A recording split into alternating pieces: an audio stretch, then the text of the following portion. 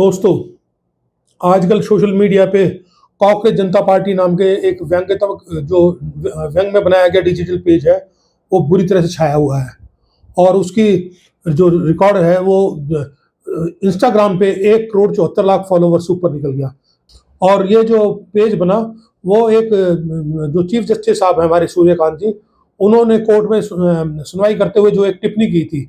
उन्होंने जो बेरोजगार युवक हैं उनके ऊपर टिप्पणी करते हुए कहा कि इस देश के जो बेरोजगार युवा हैं जो ऑनलाइन लगे रहते हैं, वो कभी फर्जी डिग्री लेके कोर्ट में आ जाते हैं, कभी पत्रकार बन जाते हैं, कभी जो आरटी एक्टिविस्ट बनते हैं और सोसाइटी पे हमला करते हैं। और इन बेरोजगारी की तुलना उन्होंने कहा कि ये कॉकरोच की तरह है और ये पैरासाइट्स है। तो इस बात की जब टिप्पणी हुई और अखबार में छपी, तो पूरे देश के जो भारतीय युवा हैं जो विदेशों में रह रहे थे, उन्होंने ये पेज लॉन्च कर दिया। हालांकि जस्टिस सूर्यकांत ने दूसरे दिन सफाई दी कि मैंने इस सिर्फ फर्जी वकीलों के लिए कहा था, पर वो जो है वो किसी काम नहीं आई, उन लोगों ने उसको माना नहीं। और उसके रिएक्शन में इन्होंने एक पेज निकाल दिया और उसके फॉलोवर जो एक्स पे तमाम सोशल हैंडल जो भी हैं उन पर बहुत तेजी से फॉलोअर बढ़े। और उन्होंने उसका मैनिफेस्टो भी निकाल दिया। उसके मैनिफेस्टो में उन्होंने कहा कि जो भी सीजीआई बनेगा और तो हम उसको कोई राज्यसभा पद वगैरह नहीं देंगे, रिटायर के बाद कोई बड़ा पद नहीं देंगे।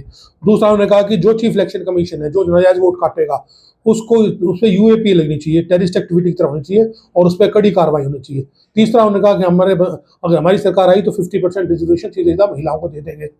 चौथा उन्होंने कहा कि जो भी कॉर्पोरेट वर्ल्ड के चैनल्स हैं उन चैनलों की और जो उन पे जो एंकर दिन रात जो झूठ परोसते हैं उनके खातों की कार्रवाई तेजी से होनी चाहिए। तो इस तरह के उन्होंने मैनिफेस्टो दिए।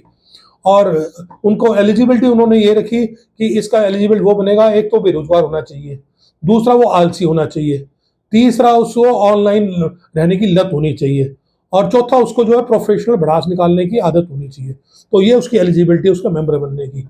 और इस तरह से ये जो है पूरे देश में अब एक असंतोष की लहर फैली, जो युवाओं पे जो बेहद ना मतलब कि जिसकी जरूरत नहीं थी वो टिप्पणी की गई।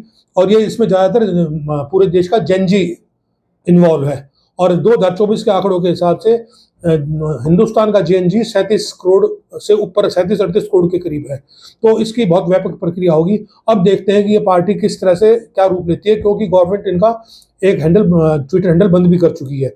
तो उन्होंने उस ट्विटर एक्स पे दोबारा जो है कॉकरोच इज बैक करके दोबारा दूसरा पेज निकाल दिया। तो सरकार भी क्या की किरकिरी बनी हुई है। देखो अब इस पेज का क्या होता है। धन्यवाद। जय